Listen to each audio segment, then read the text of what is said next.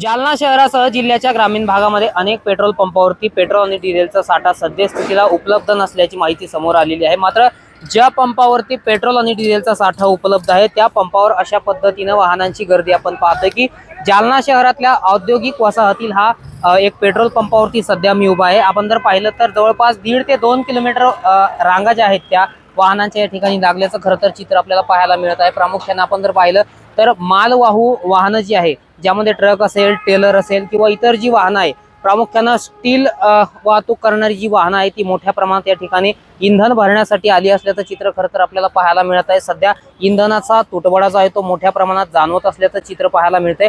अनेक ठिकाणी petrol पंपावरती petrol आणि डिझेल उपलब्ध नाहीये, मात्र ज्या ठिकाणी पेट्रोल आणि डिझेलचा साठा नुकताच उपलब्ध झाला आहे अशा पंपावर वाहनधारक मोठ्या प्रमाणात गर्दी करत असल्याचं चित्र खरं तर आपल्याला पाहायला मिळतं। आपण पाहतोय की मोठ्या संख्येने या पेट्रोल पंपावरती 4 चाकी वाहनांची 1 ते 1.5 किलोमीटर रांग आपल्याला पाहायला मिळत आहे। औद्योगिक वसाहतीमधला हा जालना शहरातला पंप आहे आणि अशा पद्धतीने वाहनधारकांनी एकच गर्दी केलेली आहे। जवळपास अर्धा ते पाऊण तास हा पेट्रोल भरण्यासाठी वेळ लागत असल्याचं सुद्धा या ठिकाणी आपण पाहतोय। प्रामुख्याने आपण जर पाहिलं तर मोठ्या मोठ्या औद्योगिक वसाहतीमधून निघणाऱ्या ज्या ट्रक आहे, स्टीलची वाहतूक करणारे जे ट्रेलर आहे ते या ठिकाणी इंधन भरण्यासाठी आलेले आहे।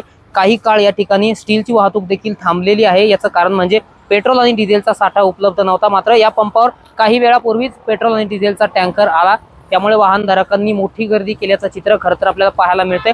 जालना संभाजीनगर मुख्य महामार्गावरील हा एक पेट्रोल पंप आपण पाहू शकतो की अशा पद्धतीने ट्रक असेल, जीप असेल किंवा कार असेल, या 4 चाकी वाहनांची गर्दी आपल्याला खरं तर पाहायला मिळत आहे। त्यामुळे अनेक ठिकाणी पेट्रोल पंपावरती आता इंधनाचा तुटवडा पाहायला मिळतोय। रामनाथ ढाकणे, TV9 मराठी, जालना।